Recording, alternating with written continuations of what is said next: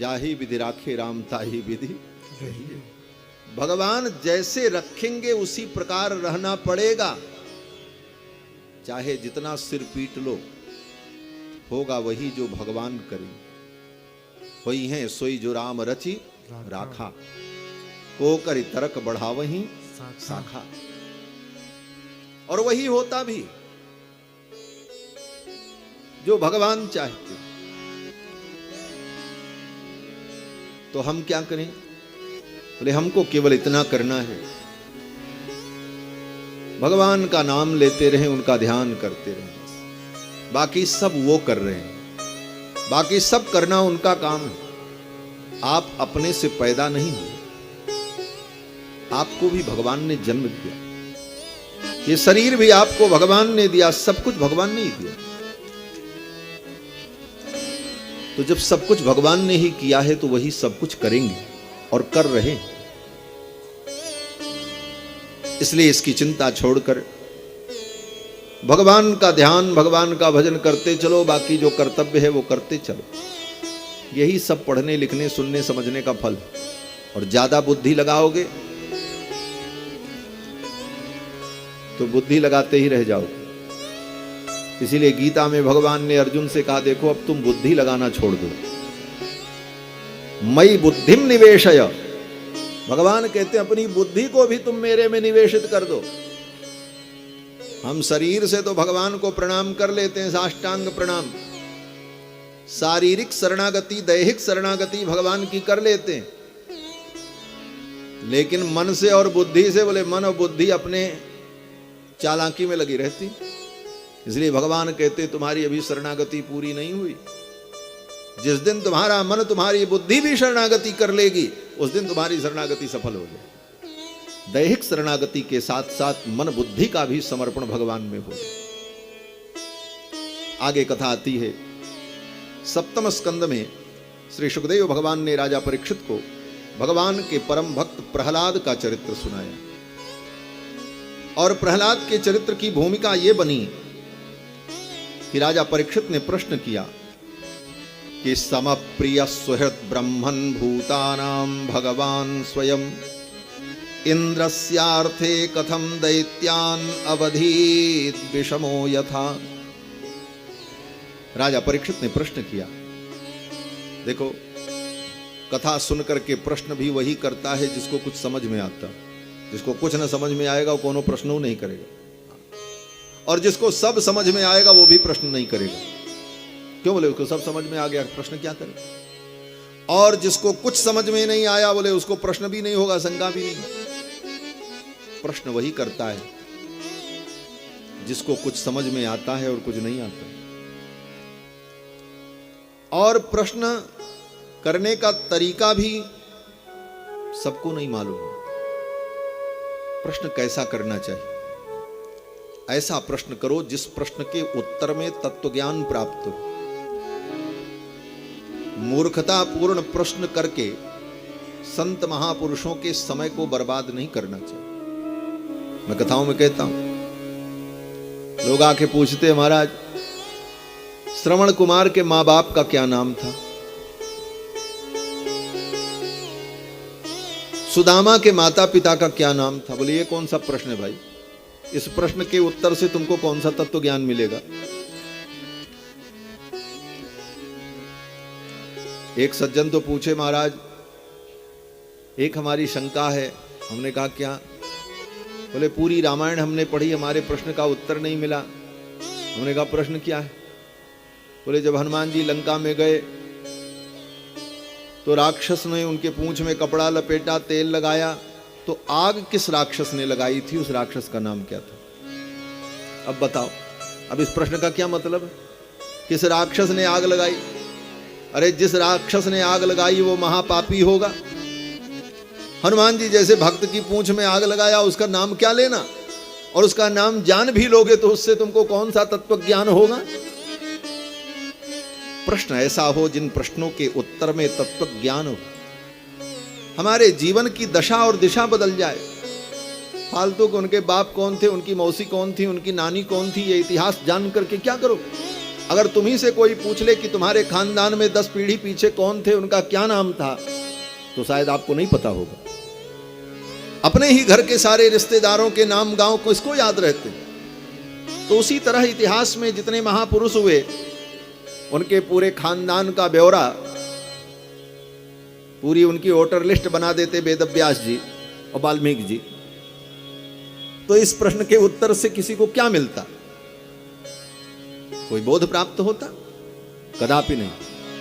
इसलिए प्रश्न भी ऐसा हो जिन प्रश्नों के उत्तर से भगवान की दिव्य लीला प्रकट हो, भगवान के गुणों का चिंतन हो। प्रश्न ऐसा होना चाहिए। राजा परीक्षित ने प्रश्न किया, प्रभो समप्रिय सुहृद ब्रह्मन् भूतानां भगवान स्वयं। भगवान समप्रिय हैं, भगवान को सब प्रिय है। भगवान का न कोई दुश्मन है, न भगवान का कोई हितैषी। भगवान के लिए सभी प्रिय हैं क्योंकि सब भगवान के। फिर भगवान इंद्रस्यार्थे कथम दैत्यान अवधीत विषमो यथा। फिर भगवान देवताओं के लिए, इंद्र के लिए दैत्यों का वध क्यों करते हैं? ये विषम कार्य भगवान की लीला में दिखाई पड़ता है।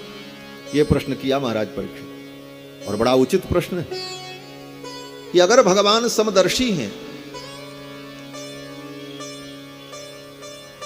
तो फिर दैत्यों के साथ ऐसा व्यवहार और देवताओं का पक्ष लेना, ये भगवान ऐसा क्यों करते हैं? अगर कोई कहे कि देवताओं से भगवान को कोई लाभ होगा, तो देवता भगवान को क्या दे सकते हैं? और अगर कोई कहे कि दैत्यों से भगवान को कोई हानि है, तो ये दैत्य भगवान का क्या बिगाड़ सकते हैं? फिर भगवान इन देवताओं के लिए दैत्यों का वध क्यों करते हैं? इंद्रस्यार्थे कथम दैत्यान अवधीत विषमो यथा। तो सुखदेव भगवान उत्तर देते हैं। सुखदेव जी कहते हैं, राजन, भगवान किसी जाति, किसी समाज, किसी वर्ग के शत्रु और किसी वर्ग विशेष के मित्र हैं, ऐसी बात नहीं। कोई भी हो, अगर असुर भी है, राक्षस भी है, लेकिन अगर वो सन्मार्ग पर है, धर्म के मार्ग पर है, तो भगवान उसकी रक्षा भी करते हैं। ऐसा नहीं है कि उसको मारते ही। भगवान असुरों का वध ही करते हो, ऐसी बात नहीं। भगवान असुरों की रक्षा भी करते हैं, अगर वो धर्म के मार्ग पर। अरे उदाहरण, तो सुखदेव जी ने उदाहरण दिया। प्रहलाद जी कौन थे? प्रहलाद जी असुर बालक, और प्रहलाद की भगवान सदा रक्षा करते रहे। और प्रहलाद की रक्षा के लिए भगवान खंभे से नरसिंह के रूप में प्रकट हुए। तो भगवान ने तो असुर की भी रक्षा की। अगर असुर को भगवान सब असुरों को मारते ही होते, तो फिर प्रहलाद को भी मार देते। प्रहलाद भी तो असुर है। विभीषण जी कौन है? बोले राक्षस हैं। अगर सारे राक्षसों का ही भगवान वध करते तो विभीषण को भी मार देते। विभीषण को क्यों छोड़ दिया? राजा बलि भगवान के परम भक्त हैं। कौन है? बोले असुर हैं। उन बलि की भी रक्षा करते भगवान। तो भगवान भक्त पक्षपाती हैं। जो भगवान का भक्त है, भगवान की शरणागति कर लेता है, वो कोई भी हो, भगवान उसकी रक्षा करते हैं, चाहे वो असुर ही क्यों ना हो। और प्रहलाद को देखो, प्रहलाद जी असुर, और भगवान प्रहलाद की पग पग पर रक्षा करते। और इसके साथ साथ हे राजन, सच पूछो तो ये सब भगवान की लीला है। भगवान जिसकी रक्षा करते हैं वो भी भगवान को प्राप्त होता है। भगवान जिस पर कृपा करते हैं वो भी भगवान को प्राप्त होता है। और भगवान जिसको मारते हैं वो भी भगवान के चरणों में ही पहुंचता है। निर्वाण दायक क्रोध जाकर, भगवान का क्रोध भी निर्वाण देने वाला है, मोक्ष देने वाला है। चाहे कोई रीझ करके भगवान को भजे, चाहे खींच करके भजे, जाएगा तो भगवान के चरणों में, जाएगा कहां? और ये सब यथार्थ में भगवान की लीला है। और लीला में सृष्टि को व्यवस्थित रखने के लिए भगवान ये सब कुछ करते रहते हैं। सृष्टि 3 गुणों से चलती है, सतोगुण, रजोगुण, तमोगुण। सतोगुण की अधिकता होने पर ऋषि मुनि महात्मा और देवता बढ़ने लगते हैं, रजोगुण बढ़ने पर असुरों की वृद्धि होने लगती है, और तमोगुण की वृद्धि होने पर राक्षस बढ़ने लगते हैं। तो भगवान क्या करते हैं? बोले भगवान इन तीनों गुणों का समन्वय करते रहते हैं। जब देवता बहुत बढ़ने लगे, सतोगुण बहुत बढ़ने लगा, तमोगुण कम होने लगा, रजोगुण कम होने लगा, तो सृष्टि में हलचल होने लगी। क्यों? बोले तीनों गुण का अनुपात बना रहेगा तो सृष्टि व्यवस्थित चलती है। जैसे हमारे आपके शरीर में चीनी ज्यादा हो जाए तो शुगर हो जाएगा, और एकदम नील हो जाए शुगर तो आदमी मर जाएगा। उसका अनुपात होना चाहिए। शरीर में नमक की मात्रा एकदम नील हो जाए, बोले ब्लड प्रेशर लो हो जाएगा, हृदय की गति रुक जाएगी। और अगर नमक की मात्रा ज्यादा हो गई, ब्लड प्रेशर हाई हो गया, तब भी समस्या हो जाएगी। अनुपात बना रहे तो शरीर व्यवस्थित चलता है। उसी प्रकार ये सारी सृष्टि परमात्मा का शरीर है। जगत सर्वम शरीरम ते स्थैर्यम ते वसुधातलम। श्रीमद् वाल्मीकि रामायण में ब्रह्मा जी भगवान की स्तुति करते हुए कहते हैं, जगत सर्वम शरीरम ते, ये सारा संसार ही प्रभु आपका शरीर है। और इस जगत रूपी शरीर में भगवान रहते हैं, इसलिए भगवान का नाम शारीर है। भगवान का एक नाम है शारीर। शरीरे तिष्ठति यह सह शारीरः, शारीरः परमात्मा। और उस शारीर परमात्मा का जो वर्णन करे, ऐसे वेदांत शास्त्र को शारीरक मीमांसा इसीलिए कहा जाता है। शारीरम परमात्मानम कायति गायति इति शारीरकम। शारीरक माने मीमांसा शास्त्र। तो शारीर परमात्मा, ये सृष्टि ही परमात्मा का शरीर है। इसीलिए भगवान का पहला नाम विश्व है। विष्णु सहस्त्र नाम आप पढ़ो तो विष्णु सहस्त्र नाम में पहला नाम भगवान का क्या है? विश्व। यही भगवान का नाम है। विश्वम विष्णुर्वषट्कारो भूत भव्य भवत प्रभु। विश्वम, ये विश्व ही भगवान है। विश्व माने भगवान। तो जैसे हमारे आपके शरीर में हर चीज का अनुपात ठीक रहे तो शरीर बढ़िया रहता, लीला चलती रहती, आनंद होता रहता, उसी प्रकार भगवान की सृष्टि में सतोगुण, रजोगुण, तमोगुण, इन तीनों का अनुपात ठीक ठाक बना रहे तो लीला बढ़िया से चलती रहती, भगवान को भी आनंद होता। अब शरीर में अनुपात बिगड़े तो ठीक कौन करेगा? बोले आपके शरीर में शुगर बढ़ गई तो ध्यान आपको ही देना पड़ेगा, ब्लड प्रेशर बढ़ गया तो ध्यान आपको ही देना पड़ेगा। उसी प्रकार भगवान की सृष्टिमय शरीर में कुछ भी घटता बढ़ता है, कोई गुण, तमोगुण, रजोगुण, सतोगुण, तो भगवान तुरंत सावधान हो जाते हैं, इसको ठीक करो, तभी लीला व्यवस्था बढ़िया चलेगी। अगर देवता बढ़ने लगे, सतोगुण बढ़ने लगा, तब भगवान क्या करते हैं? बोले भगवान थोड़ी सी शक्ति राक्षसों को दे देते हैं, थोड़ा तुम बढ़ो। अब भगवान ही अपनी शक्ति दे करके उन राक्षसों को बलवान बना देते हैं और वे राक्षस देवताओं को खदेड़ते हैं। परिणाम बोले देवन तके मेरी गिर खोहा। देवता जो है स्वर्ग छोड़ करके गुफाओं में भाग करके छिपते। अब रजोगुण तमोगुण बढ़ा, अनुपात ठीक हो गया, लेकिन अब तमोगुण और रजोगुण ही ज्यादा बढ़ने लगा, सतोगुण घटने लगा। बोले फिर गड़बड़ हुआ। तब बोले तब भगवान स्वयं अवतार लेकर के आकर के उन असुरों को मार देते हैं।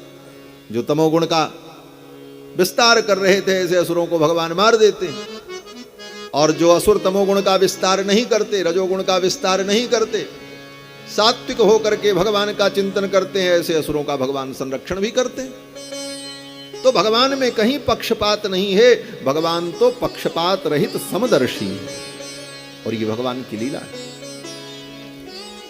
सुखदेव जी कहते हैं, राजन, यही प्रश्न तुम्हारे बाबा ने देवर्षि नारद से किया था। कब? बोले जब महाराज युधिष्ठिर ने राजसूय यज्ञ किया था। युधिष्ठिर के पौत्र हैं महाराज परीक्षित।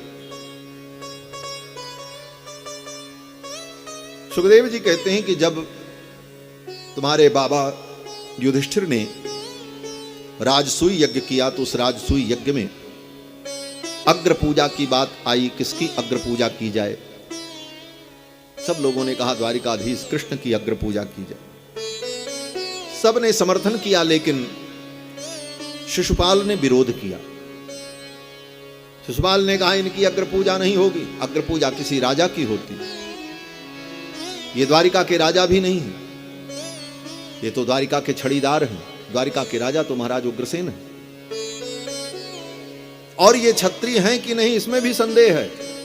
क्यों बोले आज तक निर्णय नहीं हो पाया कि ये वसुदेव का बेटा है कि नंद का बेटा। कोई कहते नंद का बेटा है, नंद नंदन है, और कोई कहता वसुदेव नंदन है। देखो विरोध करने वालों के लिए बहुत सारे पॉइंट मिल जाते, वो अपना इसी पॉइंट पर विरोध करने लगा, बोले इसलिए इनकी अग्र पूजा नहीं हो सकती।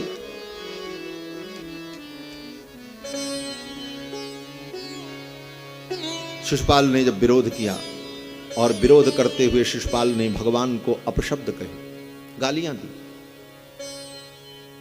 आज भगवान को शिशुपाल गाली दे रहा कोई नई बात नहीं है, वो रोज गाली देता था। शिशुपाल अपने नियम का बड़ा पक्का था। सवेरे उठ करके पहला काम करता था, भगवान को 99 गालियां देता था, उसके बाद पानी पीता था। नित्य नियम से उसका नियम कभी टूटा नहीं। हाँ? दिन प्रति देत गन गन गारी, तुलसीदास जी महाराज लिखते हैं कि दिन प्रति वो गिन गिन करके गालियां देता। हमारा आपका तो नियम टूट जाता है। गुरु जी नियम बताते हैं, सवेरे उठ करके नहा धो करके कम से कम 108 बार भगवान का मंत्र जप लेना, जो मंत्र दिया गया। ये कथा में भी हम इसीलिए कह रहे हैं, जो लोग मंत्र पाए हैं वो जप करें नियम से, नहीं तो मंत्र लेने का कोई मतलब नहीं होता। नियम नियम होता है, लेकिन भक्तों का नियम कभी कभी छूट जाता है। विपरीत परिस्थितियां आ जाएं तो छूट जाए तो चलाऊं है, चलता है, लेकिन हमेशा के लिए छूट जाए ऐसी बात नहीं होनी। भक्तों के नियम तो कभी कभी छूट जाते, लेकिन यह शिशुपाल अपने नियम का बड़ा पक्का था महाराज। इसका नियम कभी नहीं टूटा। सवेरे उठ करके पहले भगवान को 99 गाली दे लेता था, तब कोई काम करता था। भगवान ने कहा यह भी मेरा भक्त है। अरे भक्त मेरा नाम जपते हैं, ये भी तो मेरा नाम लेता है। किसी को कोई गाली देगा तो बिना नाम लिए तो गाली नहीं देगा। अरे किसी को आप गाली दोगे तो उसका नाम तो लोगे, उस फलाने को ऐसा हो जाए, वो दुष्ट है, वो नीच है, वो कपटी है, वो पापी है, वो बदमाश है, कुछ भी कहोगे तो उसका नाम तो लेना पड़ेगा। और जिसका नाम लोगे उसका ध्यान भी तुम्हारे दिमाग में आएगा। जिसका नाम लिया जाता है उसका ध्यान भी आता है, उसका स्वरूप भी हृदय में आ जाता है, उसका चिंतन भी होता है। और भक्त भी यही करते हैं, भगवान का नाम लेते हैं तो भगवान का चिंतन करते हैं, ध्यान करते हैं। भगवान ने कहा ये शिशुपाल भी मेरा भक्त है, भले गाली देता लेकिन ध्यान तो हमारा ही करता है, और सवेरे उठ करके करता है, और मेरा नाम भी लेता है, और मेरा स्मरण भी करता है। और भगवान का जो स्मरण करे उसको तो परम गति मिलती है। यस्य स्मरण मात्रेण जन्म संसार बंधनात् विमुच्यते नमस्तस्मै विष्णवे प्रभ विष्णवे। शिशुपाल ने जब गालियां देना शुरू किया तो जोश में आकर के आज वो 100 गाली दे दिया। 100 से ऊपर हो गई गालियां। भगवान ने शिशुपाल की मां को वचन दिया था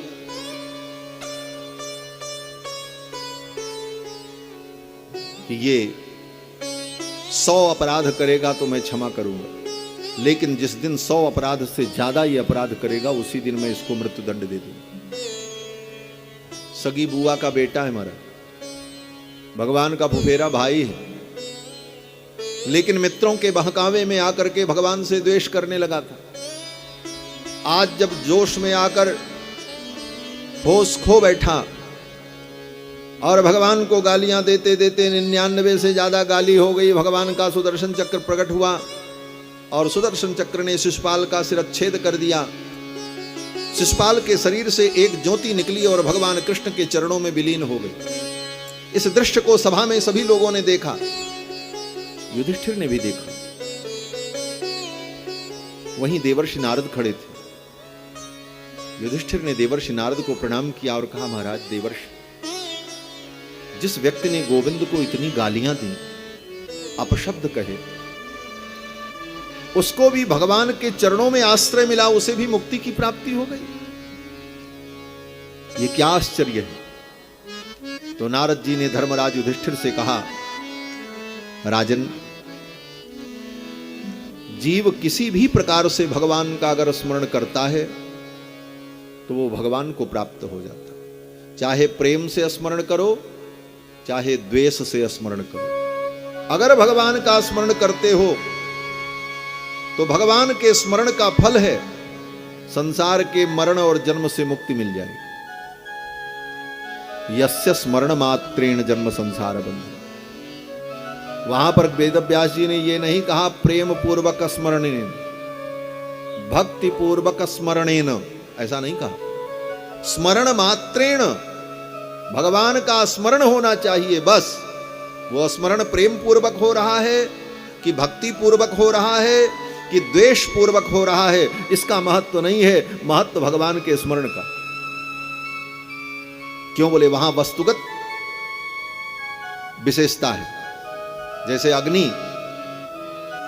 अग्नि में आप प्रेम से हाथ डालो तब भी आपका हाथ जलेगा, भूल से भी हाथ डाल दो अग्नि में तो हाथ जलेगा, और अग्नि देवता की आरती उतार करके हाथ डालो तब भी हाथ जलेगा, और क्रोध में अग्नि में हाथ डाल दो द्वेष भाव से तब भी अग्नि आपके हाथ को जला देगी। अब आपका प्रेम, आपका क्रोध, आपका द्वेष वो महत्वपूर्ण नहीं है। महत्वपूर्ण यह है कि अग्नि का धर्म है जला देना, अग्नि का धर्म है दाहकत्व, इसलिए अग्नि ने आपके हाथ को जला दिया। उसी प्रकार भगवान के स्मरण का महत्व है कि जो स्मरण करेगा वो संसार बंधन से मुक्त हो जाएगा। वो चाहे प्रेम से करे, चाहे द्वेष से करे, कैसे भी करे। इसीलिए बार बार भगवान का स्मरण करते रहना चाहिए, भगवान को याद करते रहना। भगवान को याद ही केवल करना और कुछ नहीं करना। हम भगवान को भूल जाते हैं, भूलना नहीं है, याद करना। ये कथा क्या करती, बोले कथा भी भगवान की याद दिलाती। ऐसे तो शायद दिन भर संसार के अनेक कामों में व्यक्ति भगवान को भूला रहता है, लेकिन 3 घंटे कथा में बैठो तो इतनी देर केवल भगवान ही याद आते हैं और कोई याद नहीं आता। इसीलिए तो कथा सुनी जाती है। इतनी देर आप भगवान को ही याद कर रहे हो, आपका मन, आपकी बुद्धि, आपका चित्त केवल भगवान के चिंतन में लगा है। यह स्मरण ही कल्याण का हेतु है। बाकी शब्द तो आएंगे जाएंगे। जिन शब्दों में मैं कह रहा हूं अगली बार कोई दूसरे शब्द होंगे, कहने वाला वक्ता दूसरा होगा, शब्द दूसरे होंगे, लेकिन सब कथाओं को सुनते समय एक काम जो होगा भगवान का स्मरण, वो तो स्मरण ही हो, और वही कल्याण का हेतु। मंत्र का जप करते हैं तो मंत्र जप